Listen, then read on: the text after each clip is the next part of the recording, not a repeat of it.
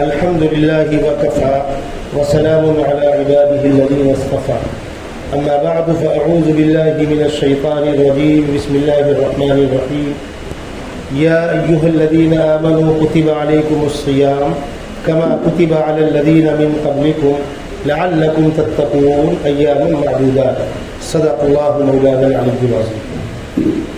محترم بزرگوں، رمضان مبارک کا مقدس مہینہ، مقدس راتیں اور تراویح میں قرآن پاک کی تلاوت، یہ اللہ کی وہ عظیم نعمت ہے جس کا دنیا میں کوئی بدل نہیں. روزہ سال میں ایک مرتبہ رکھایا جاتا ہے. کیوں رکھایا جاتا ہے؟ اس کا مقصد خداوند قدوس ایک طرف تو بندوں سے کہہ رہے ہیں کہ میری خوشی کے لیے، میرے حکم کے احترام میں جائز غذائیں اور جائز خواہش کو چھوڑو. صرف اللہ کے حکم کے احترام میں کسی چیز کو چھوڑنا، اس عمل کا فائدہ یہ ہوگا کہ باطن کے اندر، دل کے اندر تقویٰ پیدا ہوگا. تقویٰ کس چیز کا نام ہے؟ آدمی برائی سے بچتا ہے. کوئی دیکھے گا تو کیا کہے گا، سماج کیا کہے گا، کوئی مارے گا، کوئی ہنسے گا. عام طور پر برائی سے اس لیے آدمی بچتا ہے. ابھی آپ حضرات کپڑے پہنے بیٹھے ہوئے ہیں، اگر کہا جائے کپڑے نکال دو تو آدمی کو شرم لگتی ہے، لوگ کیا کہیں گے. جبکہ یہی عمل وہ تنہائی میں کرتا ہے، غسل خانے وغیرہ میں، بیت الخلا میں، لیکن نہیں، مجمع کے اندر بچتا ہے. اچانک کسی آدمی کے سر کے بال آپ مون دیجیے، ٹکلا کر دیجیے، اس کو سر کے اوپر کالی کھود دیجیے، اس کو شرم آئے گی. اس قسم کی چیزیں جس سے انسان سماج میں شرماتا ہے. تو بہت سی برائیاں انسان اس لیے نہیں کرتا. ہم اور آپ شراب نہیں پیتے، علل اعلان زنا نہیں کرتے، کوئی کیا کہے گا. حرام سے بچنا ایک اچھا عمل ہے، اس کا نام تقویٰ نہیں ہے. تقویٰ کس چیز کا نام ہے؟ تقویٰ اس چیز کا نام ہے کوئی دیکھے نہ دیکھے مجھے میرا خدا دیکھ رہا ہے. کسی کے دیکھنے کی پرواہ کیے بغیر مجھ کو میرا خدا دیکھ رہا ہے اور میں اپنے خدا کے حکم کے احترام میں اس چیز کو چھوڑ رہا ہوں. روزے میں اس عمل کی مشق کرائی جاتی. آپ نے سحری کے وقت سے لے کر افطار تک وہ جائز غذائیں جو آپ سال بھر استعمال کر رہے تھے، آپ بازار سے پھل فروٹ لیتے ہیں، گھر کی عورتیں افطاری کا انتظام کرتی ہیں. گرمی کا موسم ہے، پیاس کا ان کو بھی احساس ہے، شربت بنایا جا رہا ہے، پھل کاٹے جا رہے ہیں. نہ کوئی پھل کا ایک ٹکڑا اپنے منہ میں رکھ رہا ہے، نہ کوئی شربت کا ایک گلاس اپنے حلق میں اتار رہا ہے. حتیٰ کہ تیز گرمی میں پیاس کی شدت کی بنیاد پر وہ جا کر غسل خانہ بند کر کے نہاتا ہے. ابلیس اس سے کہتا ہے کہ ایک ڈبہ پانی پی لے، مسئلے کا لے. کون دیکھنے والا ہے؟ کوئی پیتا ہے؟ کوئی نہیں پیتا. تڑپ تڑپ کے جان دے دے گا لیکن ایک قطرہ پانی حلق کے نیچے نہیں اتارے گا. یہ عمل انسان کے اندر تقوی کی وہ کیفیت پیدا کرتا ہے جس کے بارے میں امام راضی نے فرمایا، تقوی کا انہا کا مولا کا حیث لا یراک، اپنے رب سے ڈرنا، اپنے رب کے احترام میں ڈرنا جہاں کوئی دیکھنے والا نہ ہو. تقوی کے سلسلے میں سیدنا یوسف علیہ السلام کا واقعہ ایک بہترین مثال. انسان کی زندگی میں دو چیزیں بڑی اہمیت کی حامل ہوتی ہیں، ایک تو تقوی، دوسرے مشکل حالات میں جمنا. عام طور پر مزاج ہوتا ہے ایک کام اچھا ہے کروں کہ نہیں کروں، لوگ سنیں گے نہیں سنیں گے. ایک کام برا ہے منع کروں کہ نہ کروں، لوگ کیا کہیں گے. یہ مداہنت ہے، یہ چاپلوسی ہے، یہ ایمان کامل کی علامت نہیں ہے. آپ حق بات کہیے، محبت کے ماحول میں کہیے، حکمت کے ساتھ کہیے، لیکن آپ ناجائز کو جائز مت کہنے لگیے. ہم لوگوں کے ساتھ بارہا ڈھونڈنے کی سیٹوں میں جھگڑا ہوتا ہے اور ہم ان کے آفس سے کہہ کے اٹھتے ہیں کہ حرام ہے، حرام ہے، حرام ہے. مان کی مت مان. تیرے پاس 500 روح ہوں گے، اپنے کاریگروں کو حکومت کرنا. خدا رسول کا فرمان تمہاری بنیاد پر بدلا نہیں جائے گا، تمہیں اچھا لگے یا برا لگے. اور بہت سے لوگ اسی بنیاد پر دسیوں سال سے ان کے دلوں کے اندر ایک کینہ بیٹھ گئی، حسد بیٹھ گئی. جب آپ اچھی بات کہیں گے، انبیاء کرام کی مخالفت کیوں ہوتی تھی؟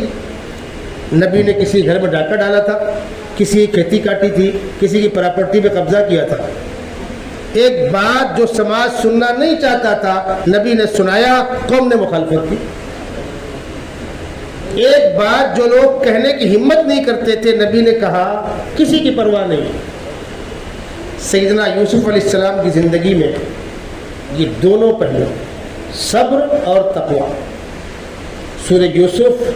سورہ یوسف کے عنوان کا جو مغز ہے، خلاصہ، وہ ہے صبر اور تقوی۔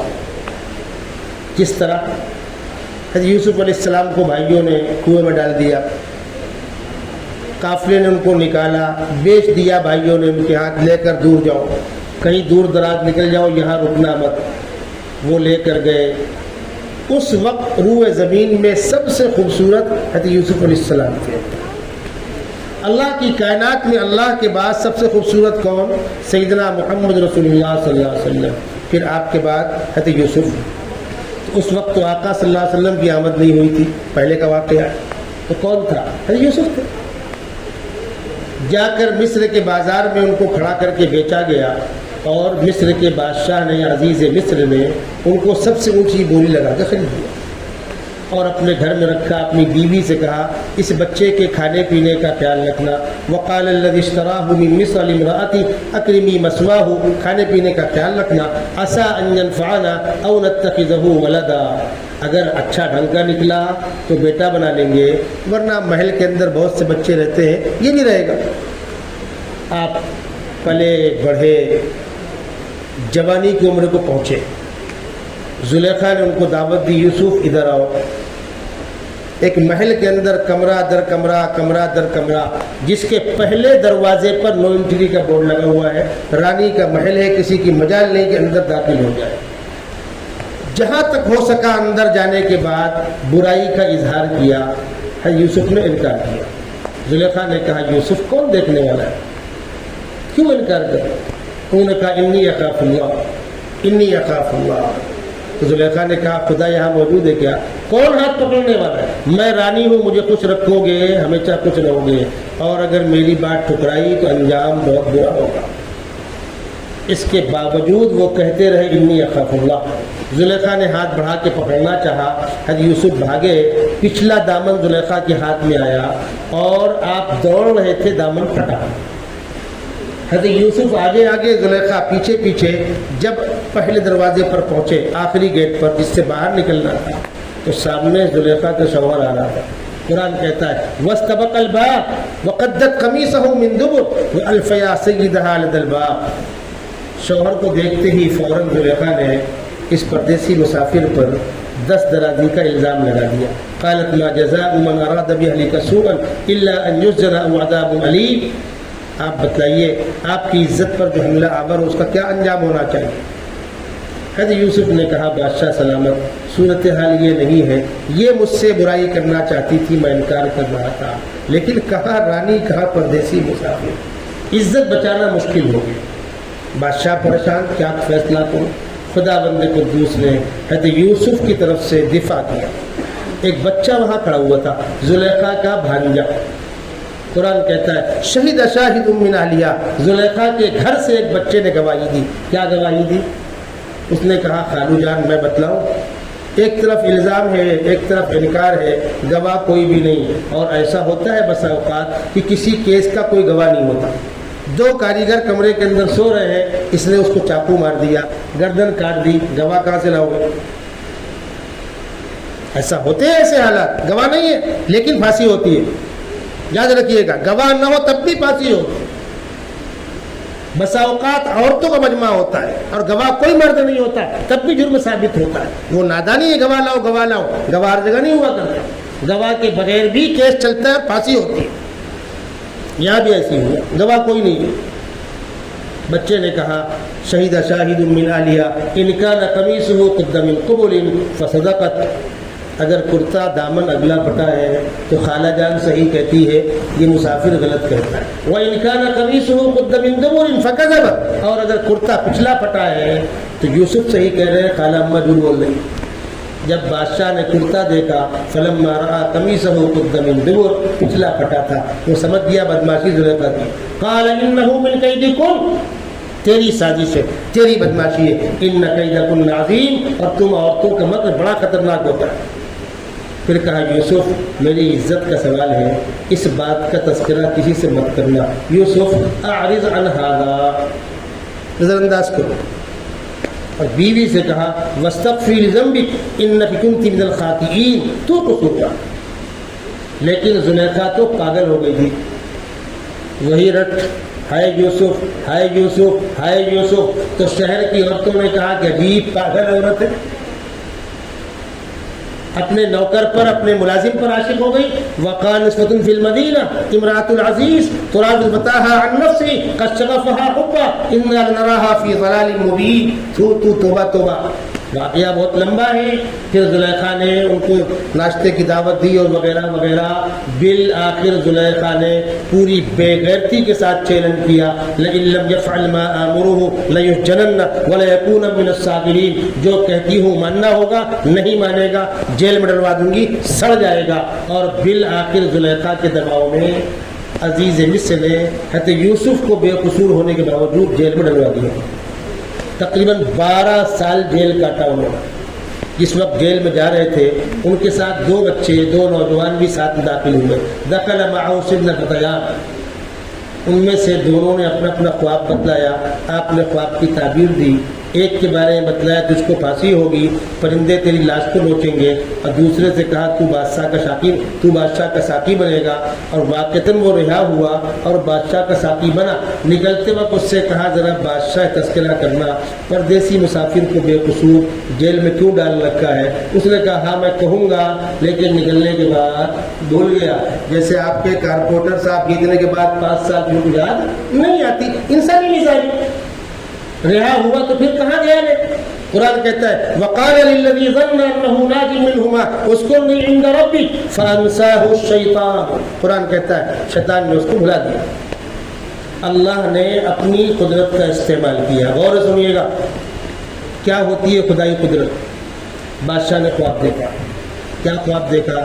7 سکی بالیاں ہیں اور 7 ہری بالیاں ہیں، سکھی بالیاں ہری بالیوں کو کھا رہی ہیں، 7 بوڑھی مریل گائے ہیں، 7 نوجوان گائے ہیں، بوڑھی گائے مریل گائے کو کھا رہی ہے۔ بڑا اہم خواب تھا۔ بادشاہ نے اپنی درباریوں سے کہا ایھا الملأ افتونی فی امری افتونی فی رؤیایا ان کنتم للرؤیا تعبرون، خواب کی تعبیر بتلاؤ۔ وہ تعبیر کسی کو نہیں آتی تھی۔ جب تعبیر نہ ہے تو ایمانداری کی بات تو یہ بھائی مجھ کو نہیں پتا، لیکن ناک کٹ جائے گی نا بھائی، درباری ہے بادشاہ کے یہاں بڑے علامہ شمار ہوتے ہیں۔ ارے کہنے کے صاحب زیادہ کھا لیا ہوگا، گیس چڑھی ہوگی، پیٹ گڑبڑ ہوگا، بیچارہ بادشاہ پریشان کمبخت اتنا اہم خواب ہے، یہ مجھ کو گیسٹرک کی دوا دے رہے۔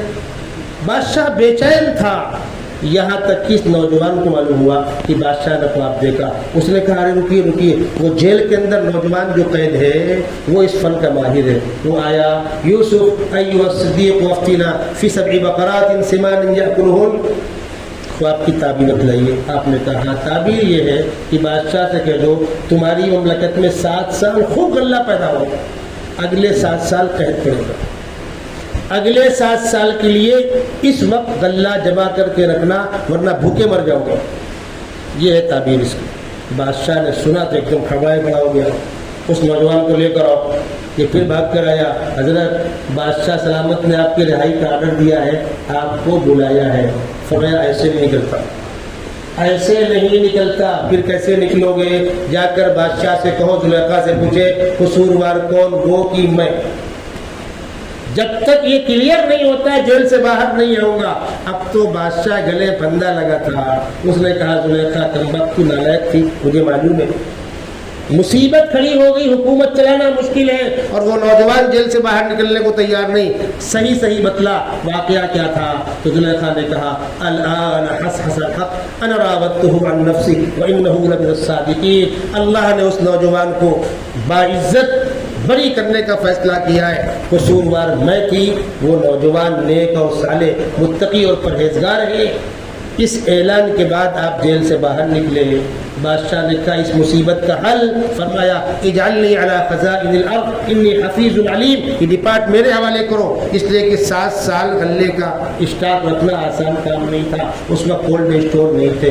پھر بادشاہ کا انتقال ہو گیا، آپ بادشاہ بن گئے، قحط پڑا، اس کی اطلاع وہاں تک پہنچی جہاں گھر تھا، 10 بھائی غلہ لینے آئے، پوچھا کہاں سے آئے؟ کنعان سے آئے۔ کس کے لڑکے ہو؟ کہتے یعقوب کے۔ آپ لوگ کئے بھائی ہو؟ ہم لوگ 12 بھائی تھے، ایک بھائی کو بھیڑیا کھا لیا۔ کس سے کہہ رہے ہیں؟ کہتے یوسف سے۔ عجیب بات، وجاء اخوة یوسف فدخلوا علیہ فعرفهم وهم له منکرون، یوسف پہچان گئے، بھائی نہیں پہچان گئے، تو پھر 10 کیوں آئے ہو؟ کہا جب سے یوسف کو بھیڑیا کھا گیا، دوسرے بھائی کو ابا چھوڑتے نہیں، کہا کوئی بات نہیں، دوبارہ اس کو لے کر آنا۔ بڑا اعزاز کیا، بڑا احترام کیا، پیسے بھی غلے میں واپس کر دیے، لوٹ کر گئے۔ ابا مصر کا بادشاہ بہت شریف آدمی ہے، آپ کا نام سنا تو ایسا ہوا ایسا ہوا، غلہ پلٹا پیسے بھی نکلا ہے، دیکھیے ابا بادشاہ نے پیسے ہی پلٹا دیے۔ دوبارہ بنیامین کو لے کر گئے، حضرت یوسف نے بنیامین نے کان میں کہہ دیا انی انا اخوک، میں تیرا بڑا بھائی یوسف ہوں۔ بنیامین نے کہا بھیا اب میں گاؤں نہیں جاؤں گا، کم وقت مجھے حیران کرتے ہیں، میرا بھائی مصر کا بادشاہ ہے، میں کیا کرنے گاؤں جاؤں گا؟ یوسف اس کو سمجھا رہے، بیٹا جا۔ کیوں؟ اس بات کو سنیے گا، امتحان جاری ہے، حضرت یعقوب کا امتحان جاری ہے، یوسف سمجھ رہے ہیں کہ ابا کا امتحان جاری ہے، اور خدا راز کو راز رکھنا چاہتا ہے، مجھ کو سپورٹ کرنا چاہتا ہے۔ اب بنیامین جانے کو تیار ہے، اگر بتلا دے کہ میرا بھائی ہے راز فاش ہو جائے گا۔ اب کیا کریں؟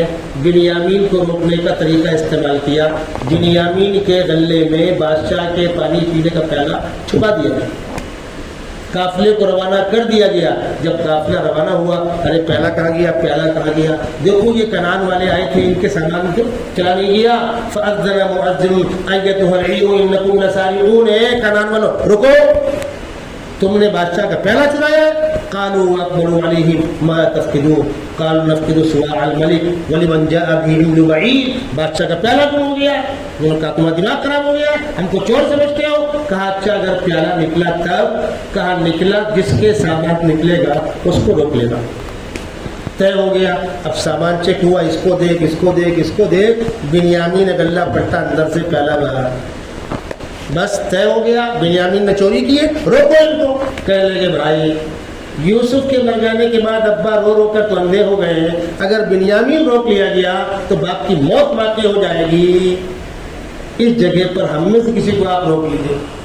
قالوا یا ایھا العزیز ان له ابا شیخا کبیرا فخذ احدنا مکانہ انا نراک من المحسنین، ہم بڑا احسان مانیں گے۔ یوسف نے کہا نہیں بھائی، جس کے سامان میں نکلا اسی کو روکا جائے گا۔ لوٹے جا کر کہا ابا ابا ابا ان ابنک سرق وما شہدنا الا بما علمنا وما كنا للغیب حافظین۔ ابا کچھ سمجھ نہیں آیا ہوا کیا، لیکن سامان تو بادشاہ کا پیالہ بنیامین غلے میں نکلا اور بنیامین پکڑ لیے گئے۔ حضرت یوسف کے وقت میں بھائی مجرم تھے، بنیامین کے وقت میں بھائی مجرم نہیں ہے۔ ایک واقعہ ہو گیا، ابا نے کہا بیٹو جاؤ یوسف کو ملانے کی کوشش کرو اور بنیامین کو ملانے کی کوشش کرو۔ یا بنی اذهبوا فتحسسوا من یوسف واخیہ ولا تیأسوا من روح اللہ۔ یہ سننا تھا کہ بیٹے کہنے لگے بڑے میاں سٹیا گئے ہو تم، قالوا تاللہ تذکر یوسف حتی تکون حرزا او تکون الہالکین، تو یوسف کرتے کرتے مر جائے گا بڈھے۔ کب کا یوسف مر چکا، بھیڑیا کھا کے اس کو ختم کر چکا، کہاں کا یوسف؟ فرمایا انی اعلم من اللہ ما لا تعلمون، بیٹو میرے پاس جو علم ہے میں محسوس کر رہا ہوں کہ امتحان آخری مراحل کو پہنچ رہا ہے۔ تبارہ بھائیوں بیٹوں سے کہا جاؤ بیٹا غلہ لے کر آؤ۔ اب تبارہ غربت کا عالم یہ تھا کہ پیسے بھی نہیں تھے، آئے آ کر کہا بادشاہ سلامت، اس مرتبہ ہمارے پاس پیسے نہیں، ایھا العزیز مسنا واہلنا الضر وجئنا ببضاعۃ مزجاۃ، ٹوٹی کوڑیاں لائے ہیں، پیسے کم مت دیکھیے، غلہ پورا دے دیجئے ورنہ ہمارے گھر میں فاقہ ہوگا، ہم نبی کے بیٹے ہیں، تصدق علینا، صدقہ سمجھ کر دے دیجئے۔ یہ جملہ کان میں پڑا، برداشت کی ساری حدیں ختم ہو گئی۔ یوسف فرمایا هل علمتم ما فعلتم بيوسف واخيه اذا انتم جاهلون، تمہیں کچھ یاد ہے تم نے یوسف کے ساتھ کیا کیا تھا اور بنیامین کے ساتھ کیا بس یہ سننا تھا، پیروں زمین نکل گئی جب نگاہ بھر کے دیکھا، ارے مصر کا بادشاہ تمہارا بھائی یوسف، معذرت کرنے لگے. قالوا انك لانت يوسف قال انا يوسف وهذا اخي قد من الله علينا، یہ اللہ کا احسان ہے. اب آئی وہ بات، یہ واقعہ میں نے آپ کو سنایا سورہ یوسف کا، اصل مقصد جو آپ کو بتلانا تھا. اس واقعے کے بعد کیا کہا انہوں نے، بھائیو تم نے مجھے باپ کی نگاہ سے دور کرنے کے لیے، ذلیل رسوا کرنے کے لیے ہر حربہ استعمال کیا.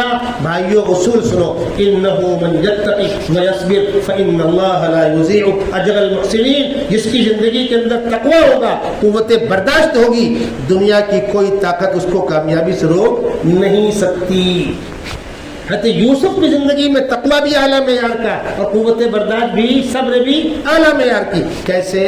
زلیخا نے بند کمرے کے اندر برائی کی دعوت دی تھی، قدم لفظش نہیں کھائے، تقوی کا اعلیٰ معیار. زلیخا چیلنج کر رہی ہے، برائی کی طرف دعوت دیتی ہوں، ماننا ہوگا، نہیں مانو گے جیل ڈلوا دوں گی. آپ جواب دے رہے ہیں رب السجن احب الی مما یدعوننی الیہ، پروردگار جیل کاٹنا گوارا ہے، ناجائز میں منہ مارنا گوارا نہیں ہے. 12 سال جیل کاٹی آپ نے لیکن ناجائز میں منہ نہیں مارا. روزے سے خداوند قدوس ہمارے اندر تقوی کی صفت بھی زندہ کرتے ہیں اور صبر کی صفت بھی زندہ کرتے ہیں. کاش کہ امت کے اندر یہ صفت زندگی کے سارے معاملات میں آ جائے. جلد بازی، رات میں پیڑ لگایا، صبح دیکھتے جڑ پکڑی کی نہیں پکڑی، اپنے بڑوں کے خلاف تنقید، بڑوں کے فیصلوں کے خلاف بغاوت، امت کی جذباتیت میں سارا بیڑا کر. روزے کا مقصد ہے زندگی کے اندر تقوی آوے اور قوت برداشت آوے. یہ بات میں نے آپ سے کہی، بات تھوڑی لمبی ہوئی لیکن بہت اہم بات ہے. کاش کہ امت کے نوجوانوں کو سمجھ میں آئے. رمضان مبارک کا مقدس مہینہ، مقدس راتیں، آپ نے الحمدللہ ترتیب کے ساتھ پورا قرآن سنا اور ماشاءاللہ مولانا کاشف صاحب نے بہت اچھے انداز سے پڑھا. یہ ہمارے شاگرد ہیں، بہت عمدہ قرآن پڑھتے ہیں اور تراویح میں عمدہ قرآن پڑھنے والے کا انتخاب کرنا چاہیے. جلد بازی بالکل نہیں، اطمینان کے ساتھ، تاکہ یہ نماز اللہ کے ہاں قبول ہو. کھٹپٹ کھٹپٹ کھٹپٹ کھٹپٹ، بیچارہ امام پڑھ رہا ہے، اب پیچھے بیٹھ کے باتیں ہو رہی ہیں، جا کر رکوع میں شامل ہو گئے تو رکعت تو ملی، قرآن کہاں ملا؟ الحمدللہ آج آپ کے قرآن کے تکمیل کی مجلس ہے، خوشی کا مقام ہے. اللہ تبارک و تعالیٰ جو قرآن پاک پڑھا گیا، سنا گیا، اس کا صحیح اجر ہم کو عطا فرمائے، قبولیت سے نوازے.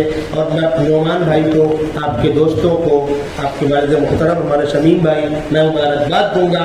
آپ نے کوشش کی، مشکلات سامنے آئیں، آپ پیچھے نہیں ہٹے. میں 3-4 سالوں تک وہاں بھی آیا ہوں اور اس سال وہ رپورٹیں مجھے مل رہی تھی، مشکلات سامنے ہیں. میں مولوی محسن سے کہہ رہا تھا آخری دن تک اللہ کوئی نہ کوئی حل نکال دے گا.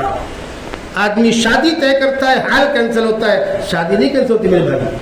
آدمی ہوٹ پر منڈپ لگا کے شادی کرتا ہے، ٹیرس منڈپ لگا شادی کرتا ہے. تو اگر ہم نے اچھے کام کا فیصلہ کیا، 10 جگہ بدلنا پڑے کوئی دقت نہیں ہے. جب کوشش ہوگی تو اللہ کی مدد بھی شامل حال ہوگی. الحمدللہ اتنی اچھی جگہ، استنجا خانے کا انتظام، وضو کا انتظام، لائٹ، پنکھے، کشادگی، آنے جانے کا راستہ، ماشاءاللہ بہت پیارا مقام ہے.